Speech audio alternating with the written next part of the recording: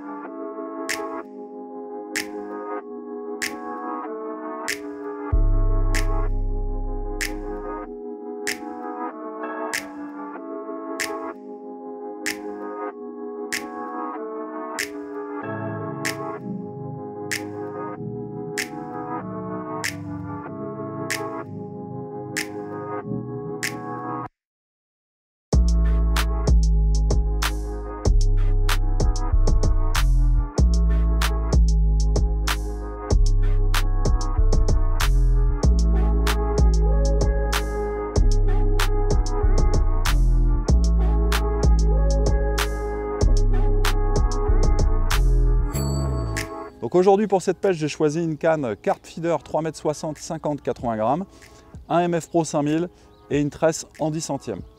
Donc le choix de la canne est simple. Carp Feeder, normalement, ce sont des cannes qui sont destinées à la pêche de carpes et de beaux poissons, mais ça conviendra très bien pour les pêches de rivière comme ici.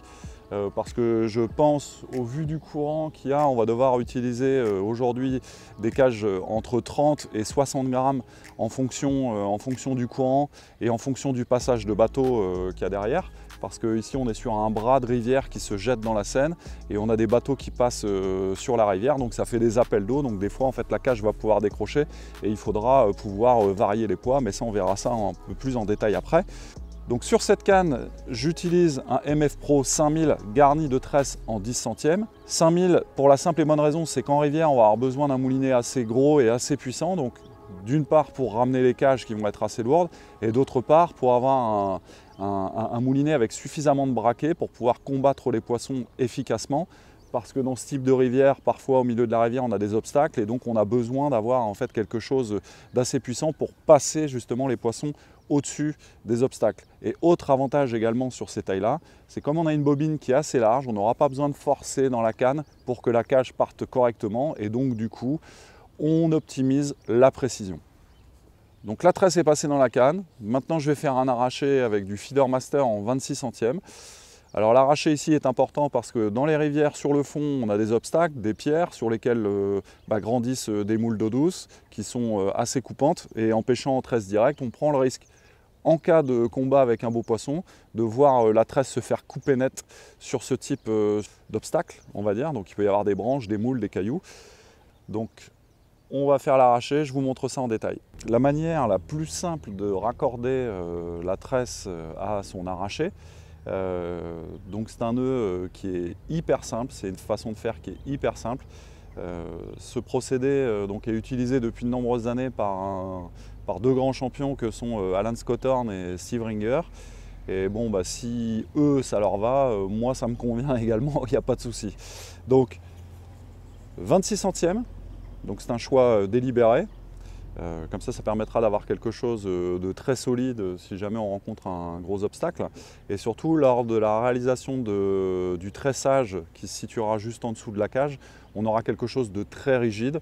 Donc on aura un anti-angle parfait et vraiment une diminution de tout risque d'emmêlage. Donc c'est parti. Alors, prenez votre tresse, vous créez une boucle, comme ceci. Alors on va dire une boucle d'environ 7-8 cm. Vous faites un nœud. Alors moi, vous le savez, je suis un grand fan des nœuds en 8. Donc un nœud en 8. Hop, vous repassez votre doigt dans la boucle, histoire de bien serrer tout ça. Donc ici, le petit excédent de tresse, on va le couper à ras. Donc pour ça, pareil, hein, pour être sûr de faire les choses correctement, il faut vous munir d'un ciseau à tresse très performant. Alors avec les deux doigts, c'est mieux. Crac. Comme ceci. Le petit excès dans la poche. Donc là, on a une boucle, tout simplement. Donc ensuite, pour raccorder le nylon avec la tresse, rien de plus simple. Vous faites un nœud cuillère, ça tout le monde sait le faire. Enfin, en tout cas j'imagine, donc je vais vous remontrer pour ceux qui ne savent pas.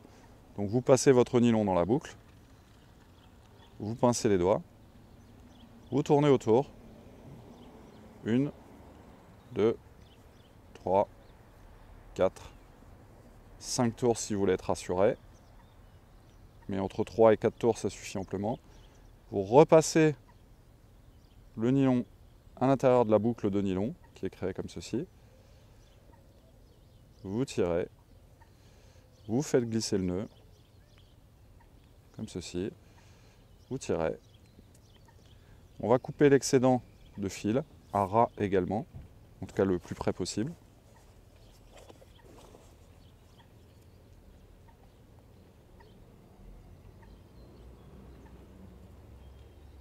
Crac. Le petit excédent dans la poche, pas faire traîner ces bouts de nylon. Et donc là, j'ai mon raccord, tresse arrachée. Vous pouvez y aller, vous allez pouvoir lancer des centaines et des centaines et des centaines de fois, vous ne casserez pas. Et surtout, le gros intérêt, c'est qu'on va récupérer un peu d'élasticité sur le nylon, donc on va réduire le côté très brut de la tresse.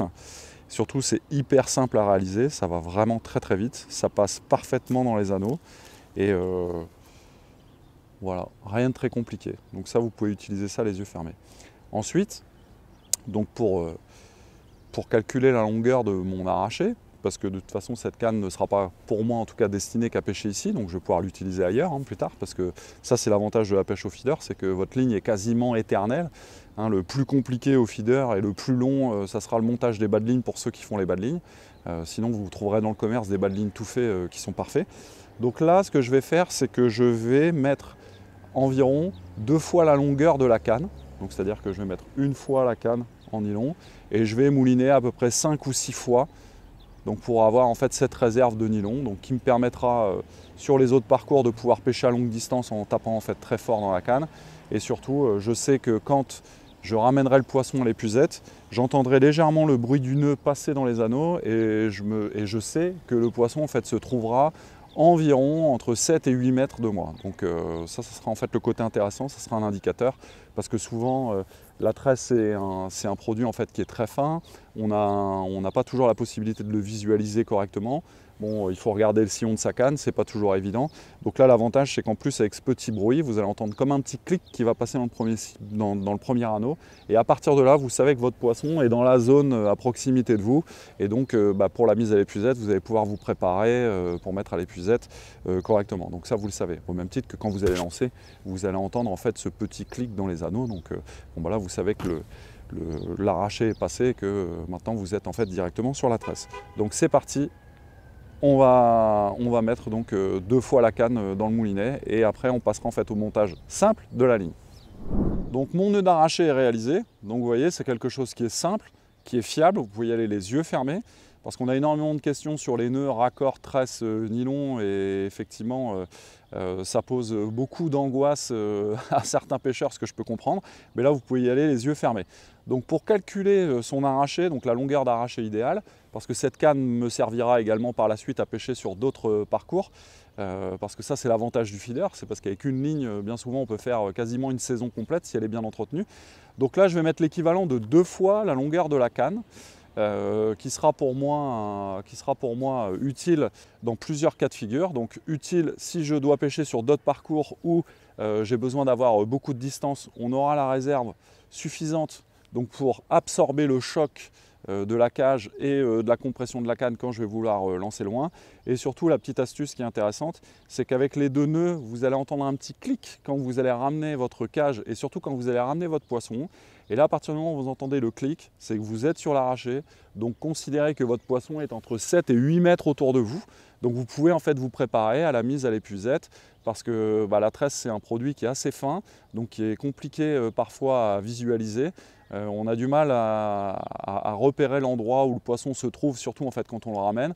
Et donc des fois on peut rater un beau poisson parce qu'on n'était pas prêt et parce que l'épuisette n'était pas positionnée au bon endroit.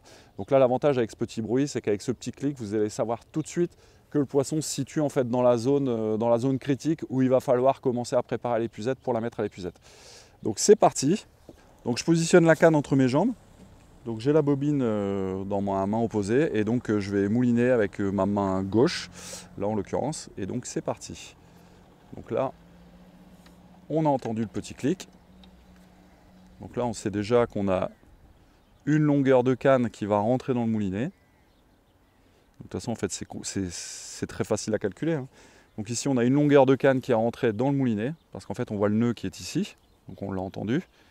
Donc là, à partir de là, j'ai une longueur de canne. Et donc à l'extérieur, il me reste une deuxième longueur de canne. Donc c'est cette longueur de canne que je vais rajouter au moulinet, sachant que le moulinet fait environ 87 cm autour de manivelle. Donc un tour, 2 tours, 3 tours, 4 tours, 5 tours. Voilà. Et là, en fait, on aura l'équivalent de 2 cannes et demie d'arraché en position dans le moulinet. Donc maintenant, on va passer au montage de la ligne. Alors là, j'ai dans ma main ma ligne. Donc très simple. Hein. Des stop floats taille M ou L. Il faut volontairement choisir des choses assez grosses. Parce que quand on va faire la tresse, il faudra quelque chose d'assez gros pour passer en force sur le nœud. Donc une perle coulissante avec agrafe. Donc pour faire un montage à plat le plus simple, de toute façon en rivière il faut faire les choses les plus simples possibles. Et un émerillon, donc un émerillon que je vais positionner en fait sur le bas de ma tresse et qui me permettra de raccorder mon bas de ligne à ma ligne. Donc c'est parti, première opération. Donc premier élément à passer, la perle coulissante, donc, sur laquelle vous avez 2 trous, un plus large et un plus fin. Donc il faut mettre le plus fin vers le sillon de la canne et le plus gros vers le bas. En fait la partie la plus grosse c'est celle qui viendra en fait taper contre le stop float. Parce que le stop float a plusieurs vocations, dont celle de faire amortisseur, donc pour éviter avec le poids de la cage d'endommager votre nœud qui sera réalisé pour le tressage. Ensuite, donc un stop float. Vous voyez, l'avantage des stop floats, c'est que c'est vraiment sympa, facile à utiliser. Donc vous avez un petit ergot, vous avez ici en fait une petite boucle métallique. Donc on passe la ligne dans la petite boucle métallique. On tient comme ça avec les 2 mains. Avec le pouce et l'index, je fais glisser le stop float sur la partie métallique et ensuite sur le nylon. Comme le nylon est double, forcément il va falloir faire un petit peu d'effort, mais c'est vraiment facile. Et vous poussez hop jusqu'à temps que le stop float soit passé sur le nylon. Donc là l'avantage maintenant c'est que ma perle est bloquée. Si vous aviez des choses à faire importantes, là vous pouvez lâcher la ligne, vous êtes sûr de ne pas perdre votre connexion. Ensuite, donc on va réaliser la tresse. Donc pareil, la tresse, on vous l'avait déjà montré lors d'un atelier avec Francky Butavant. Donc si vous voulez voir cette vidéo un peu plus en détail, vous pouvez aller voir donc sur notre chaîne YouTube ou sur notre page Facebook. Hein, Francky revient en détail sur tous les montages et la manière dont il fait une tresse. Donc je vais reprendre les conseils de Francky. Donc ce qui est aussi important, c'est assurez-vous avant de réaliser la tresse d'avoir les doigts, je dirais, les plus secs possibles. C'est-à-dire que si vous êtes chez vous, vous préparez vos cannes à l'avance, n'hésitez pas à aller vous laver les mains au savon, comme ça vous allez récupérer de la préhension en fait, sur la peau. Bon, ici avec tout le matériel que j'ai touché, j'ai les doigts pleins de poussière, donc théoriquement il n'y a pas de souci. Donc le principe est simple. Moi je suis gaucher, donc forcément je ne suis pas toujours très agile de mes doigts, mais la manière dont Francky m'a montré la chose, c'est devenu hyper simple. Donc vous avez votre nylon entre votre pouce et votre index, et donc le principe est de rouler le nylon, comme ceci, pour le faire tresser. Voilà, donc là en fait là j'ai attrapé ma tresse déjà. Hop, je roule à nouveau. Donc je tire également de temps en temps sur la tresse pour pouvoir rigidifier l'ensemble. Comme ceci, comme ceci, comme ceci. Donc le côté important, parce qu'il y a quand même une longueur à déterminer sur cette tresse, c'est quand dois-je m'arrêter. Alors la règle pour déterminer la bonne longueur de tresse, quand est-ce que je m'arrête de faire la tresse, c'est de prendre la cage feeder la plus longue que vous allez utiliser dans la journée. Donc là en l'occurrence, là c'est une cage Gourou Paul 4 carreaux, donc assez longue avec un plomb de 50 grammes. Donc je la positionne en haut à côté de ma tresse.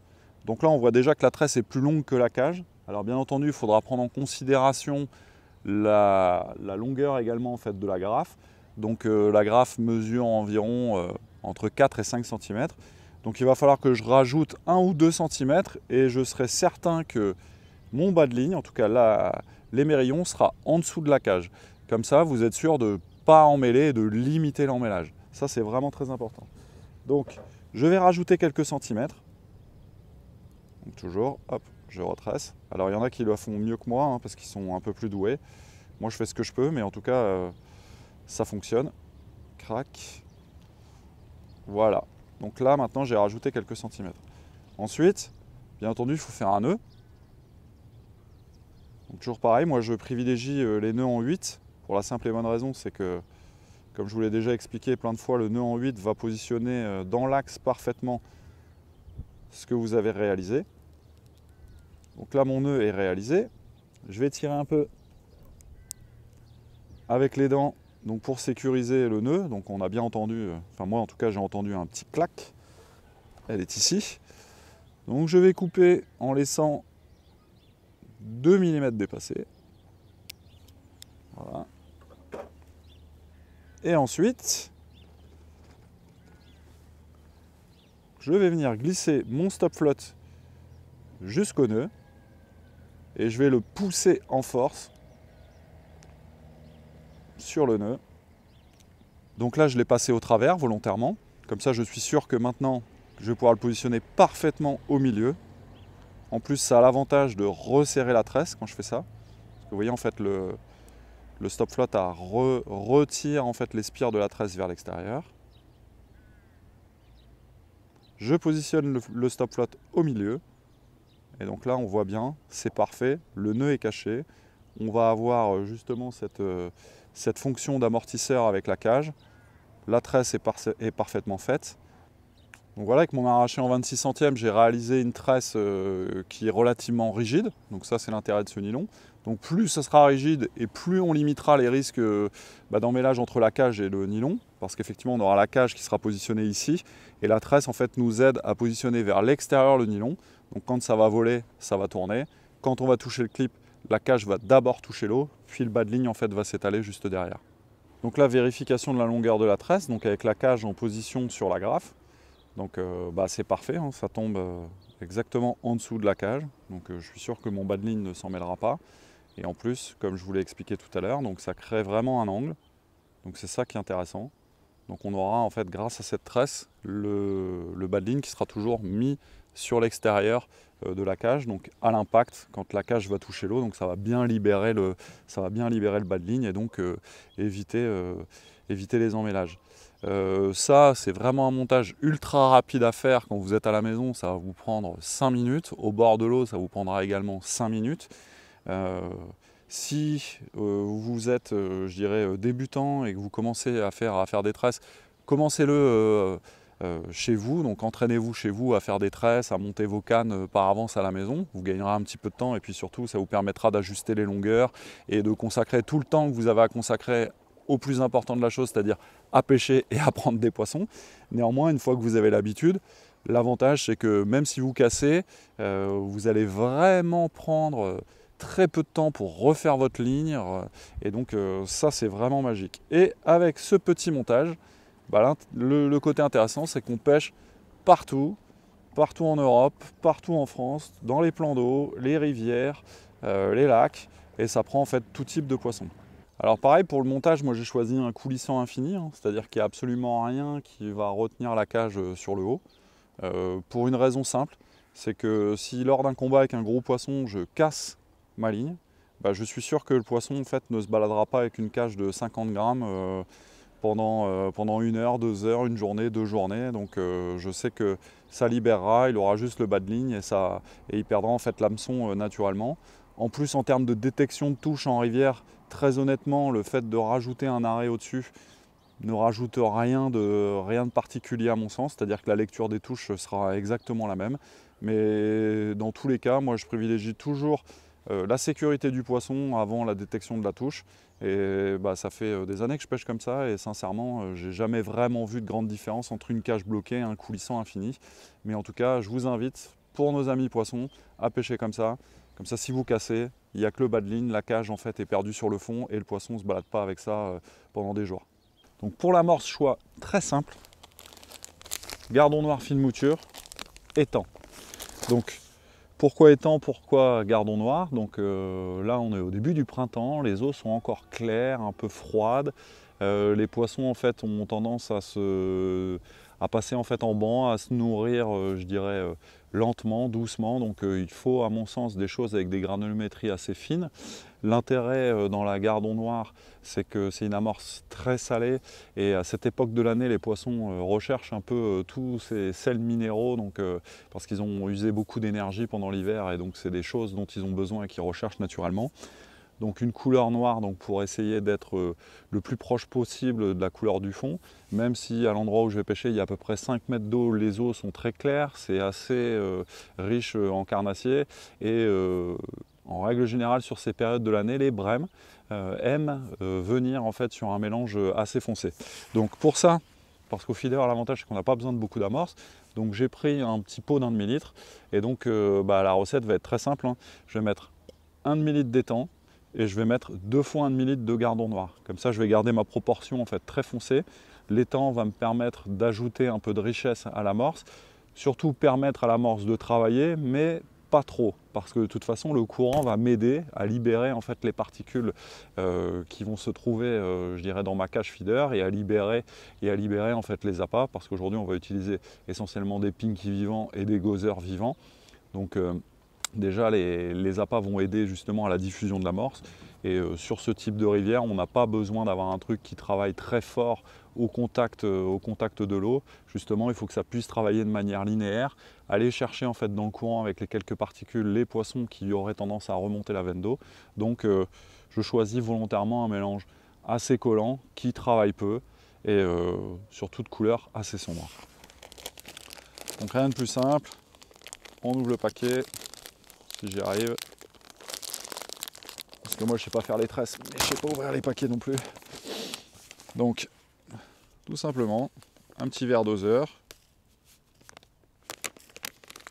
On n'est pas à faire de la pharmacie, hein. On a à peu près un pot. Je le mets là. Je vais ouvrir mon gardon noir fine. Pareil, et là je vais en mettre 2 doses. Une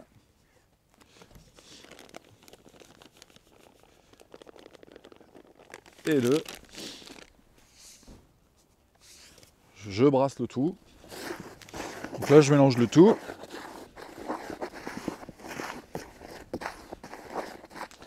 Et donc on voit, donc on a une amorce assez foncée, avec quelques belles particules.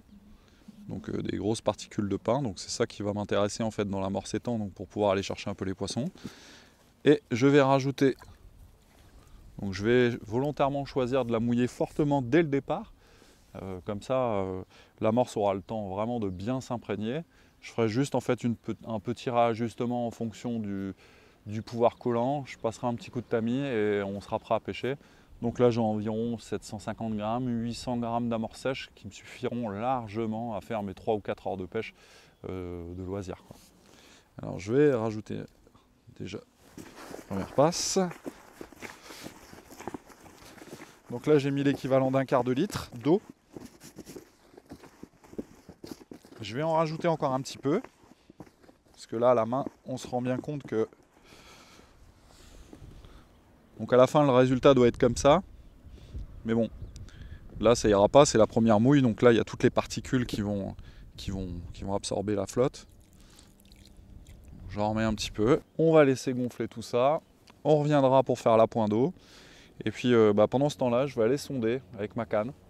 Et puis je vais aller voir l'endroit le plus propice pour aller déposer les cages et prendre des poissons. Donc l'amorce est prête, tamisée. Donc pour vous donner le volume d'eau que j'ai ajouté à cette amorce au total, donc pour 2 volumes d'1 demi-litre de gardon fine mouture plus un volume d'étang, donc j'ai rajouté l'équivalent d'une boîte d'1 demi-litre plus 1/8, donc en 3 fois, et j'ai le résultat en fait absolument parfait. Donc ça colle suffisamment, ça s'effrite facilement, donc la distribution sera à mon sens parfaite. Donc là maintenant je vais rajouter quelques gozzers rouges, quelques pinky rouges et je vais procéder à un pré-amorçage où je vais envoyer entre 7 et 8 cages et puis après je mets un bas de ligne, quelques gozzers et on va aller voir s'il y a quelques poissons qui traînent sur la zone.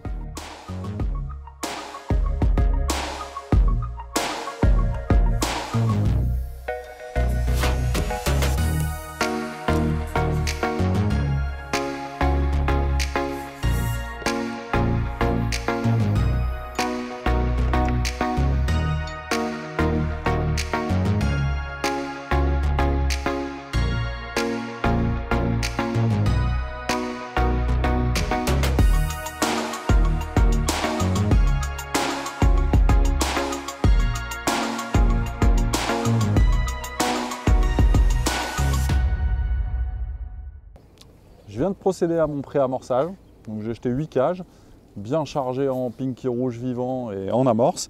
Donc ici pas trop besoin de se prendre la tête, des pinky vivants et des asticots feront l'affaire pour prendre des poissons. Donc j'ai mis un hameçon de 14 en 12 centièmes avec un bas de ligne de 80 cm. Je vais volontairement commencer assez long parce qu'en règle générale sur ce type de rivière les premiers poissons à mordre peuvent être des gardons et en règle générale, les bas de ligne un peu plus longs sur ce type de poisson conviennent le mieux. Donc je vais mettre mes 2 asticots, je vais relancer, je vais tendre la ligne et puis on va croiser les doigts pour que les poissons veuillent bien jouer avec nous. Première cage. Donc en ce qui concerne la distance de pêche, j'ai choisi de pêcher environ à 35 mètres parce qu'en faisant le sondage un peu plus près, c'était un peu moins profond que l'endroit choisi. C'est-à-dire que j'ai la sensation que vers 35 mètres, on est sur le lit principal de la rivière qui va jeter dans la Seine. Donc c'était intéressant. Donc j'ai réussi à déterminer la profondeur grâce aux secondes. C'est-à-dire que quand vous sondez, ça c'est un principe qui est simple également au feeder, donc vous jetez votre cage à l'endroit où vous voulez pêcher ou en tout cas estimer la profondeur d'eau. Et à partir du moment où la cage touche l'eau, vous comptez en nombre de secondes jusqu'à temps que la cage touche le fond. Donc à 20 mètres, j'avais 3 secondes. À 30 mètres, j'avais 4 secondes. Et là, à partir de 35 mètres, on a clairement 6 secondes. Et un petit peu plus loin, donc j'ai sondé vers 40 mètres, il y avait également 6 secondes. Donc comme l'eau est encore un peu claire et qu'il ne fait pas super chaud, je pense que pêcher dans ce lit de rivière, dans cette ligne de courant est un peu plus propice à prendre en tout cas des jolis poissons, parce que c'est ce que je recherche, c'est prendre des gardons, enfin en tout cas tous les poissons qui vont mordre, mais surtout mettre toutes les chances de mon côté pour prendre des brèmes. Donc d'où le choix de ma distance et c'est comme ça que ça se passe. Donc en règle générale, on dit et on estime qu'une seconde de descente d'une cage correspond à 80 cm, 1 mètre. Moi, en règle générale, je prends toujours 1 mètre. Au moins, ça évite les multiplications et les additions compliquées. Là-bas, j'ai 6 secondes. Donc, on est entre 5 et 6 mètres de fond. Donc, je pense que c'est pas mal. Dans un premier temps, ce que je vais faire, c'est que je vais relancer environ toutes les 2-3 minutes. Donc, pour donner un petit peu de rythme et alimenter le coup. Parce que les poissons peuvent arriver à n'importe quel moment s'ils ne sont pas en place. Et pour rappel, quand même, dans les cages feeder, il n'y a pas un gros volume d'amorce ni d'èche. Parce que les cages avec lesquelles je pêche, il y a environ entre 17 et 20 grammes d'amorce. Donc On imagine parfaitement que 20 grammes d'amorce à la fois pour nourrir en fait des gros poissons, c'est pas beaucoup. Et pourtant au feeder, c'est ça qui est magique, c'est-à-dire qu'avec 800 grammes d'amorce mouillée, on est capable de faire 50 kg si les poissons sont dans le quartier. Donc ça c'est plutôt chouette. Pendu. Ah bah voilà, en voilà une. Bon, après un peu plus d'une heure, première vraie touche. Une jolie brame, j'imagine. Ça c'est cool. J'en avais déjà décroché une. Donc là en rivière, les poissons sont très puissants parce qu'ils s'appuient sur le courant. Donc c'est là où on voit bien l'utilité d'utiliser une canne, je dirais, assez puissante. Les carp feeders sont faites pour ça. Ça met beaucoup de tête, ça va être une jolie brame. J'ai pas encore... voilà, là je viens d'entendre le bruit du nœud et le poisson s'est tanké. Et c'est pas vrai. Oh merde.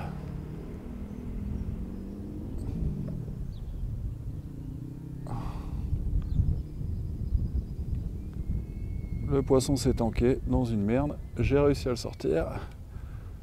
Donc là, c'est ce que je disais tout à l'heure. Si ça avait été en 13 direct, peut-être que je l'aurais coupé. Oh, une jolie brame. Ça, c'est beau. Voilà. Donc là, elle est là, quelques mètres. Un joli poisson. Voilà. Prête à être mise à l'épuisette. Youpi, yes. Voilà, une jolie mémère de brème. Jolie mémère de Seine.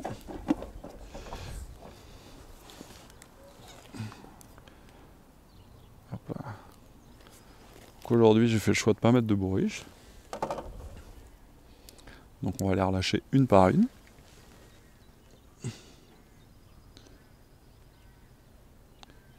Et je vais vous montrer cette beauté. Voilà. Jolie brème. Allez ma cocotte. Allô. Voilà. Une d'une longue série, j'espère. Allez. Parti.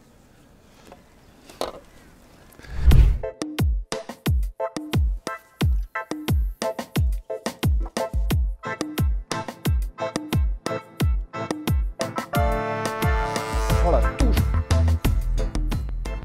Oh là là. Ça y est, les brèmes sont rentrées. Je me suis fait casser 2 fois de suite en 14 centièmes à la touche. Un truc violent, la canne. Donc, est-ce que c'est les brèmes? Est-ce que c'est autre chose? Je ne sais pas. Donc là, du coup, je suis passé en 16 centièmes, carrément. Et voilà, la cage est tombée, ça a touché le fond. J'ai tendu la bannière et je me suis fait arracher la canne. Ouf. Ici, ma cocotte. Voilà, juste pris sur le bord de la lèvre. Et voilà les belles brèmes de Seine en pleine santé. Je vais essayer de ne pas la faire tomber pour vous la montrer. Oh. Des vraies savonnettes.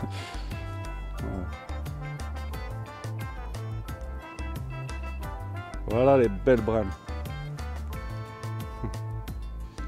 Voilà, c'est des jolis poissons, très musclés, avec de magnifiques nageoires. C'est top. Bon, je la relâche pour aller en prendre une autre. Allez hop, c'est parti.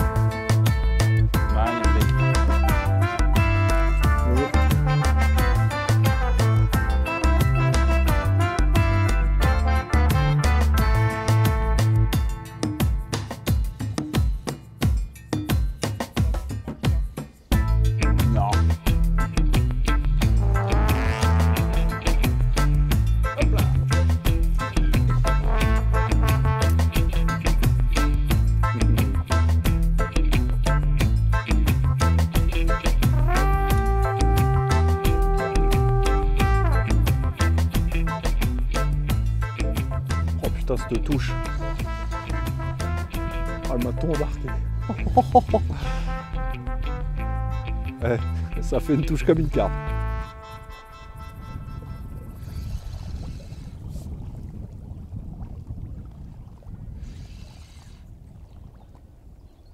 Yes. Ça, c'est des belles touches.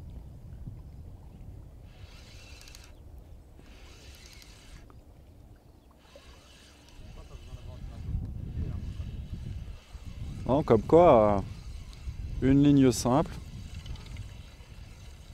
pas beaucoup de matériel, et ça prend du poisson, un coup, un petit peu d'amorce, et voilà, des belles brames de Seine. Ça c'est cool, ça c'est vraiment cool. Hop là.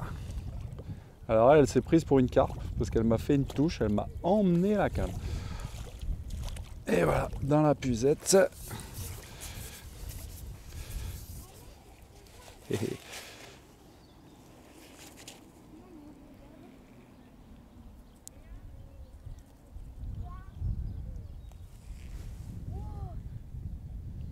voilà, une jolie brème. Encore une belle brème. Avec une très belle touche. Très marquée. Donc ça c'est l'avantage des montages coulissants infinis sur ce genre de poisson. C'est que du coup la seule résistance qui est, c'est le sillon de la canne. Donc quand elles sont vraiment en appétit, elles partent, elles s'arrêtent jamais, il n'y a rien pour leur bloquer l'envie de partir. Donc il n'y a pas de résistance si ce n'est que la tension du sillon. Et donc du coup ça fait des magnifiques pêches. Magnifique poisson.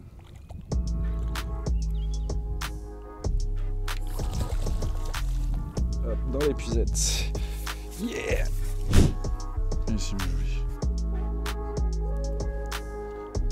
Donc là, on voit que c'est le printemps. On commence à avoir des boutons. Ouais. C'est joli poisson, en pleine santé, avec des belles nageoires. Voilà, très combative. On va te remettre à l'eau. On va la remettre à l'eau. Et voilà. Salut. Plutôt cool. C'est plutôt cool. Ça a démarré doucement, mais vraiment. Ouais, ça a démarré assez lentement. Ensuite, il y a un phénomène qui était assez curieux, c'est que le passage des bateaux sur la Seine, là, elle est venue donc à créer un surcourant. Et quand il y avait en fait ces courants, donc ça faisait un gros appel d'eau, la cage avait tendance un peu à sauter, et là c'était à chaque lancée quasi un poisson. Là ça fait peut-être 20 minutes qu'il n'y a pas eu de bateau, on a un courant stable. Et bon, les poissons en fait mordent différemment de tout à l'heure, c'est-à-dire que là ils sont vraiment en train de manger, ils embarquent la canne, c'est magnifique, on dirait presque des carpes. Et puis c'est des poissons solides qui ont la santé, qui vont nous faire plein de petits. Donc ça c'est chouette. Allez, je relance parce que je pense qu'il y en a encore quelques-unes à prendre. Ouh! Ah ça c'était une belle touche.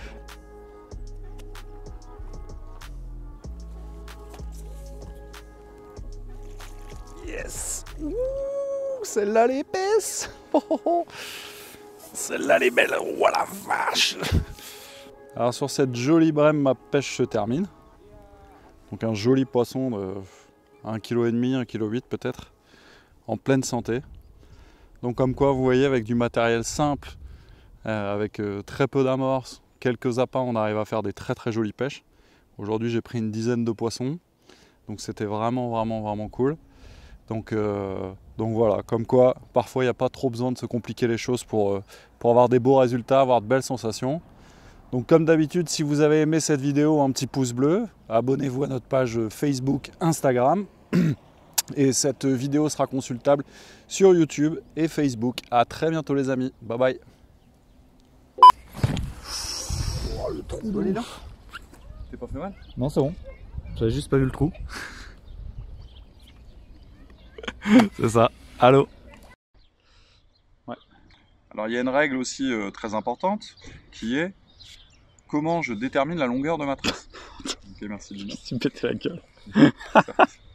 Ça sera dans le bêtisier. Ouais, Donc, ou pas. tout à l'heure, il glisse, il a failli se manger sa race dans un trou. Il était tout petit le trou, regarde, il est tout petit le trou. Ouais, Un tout petit trou. Bon, heureusement, le premier hôpital est né qu'à 70 km d'ici. Ça va, j'ai le temps de mourir. Bon.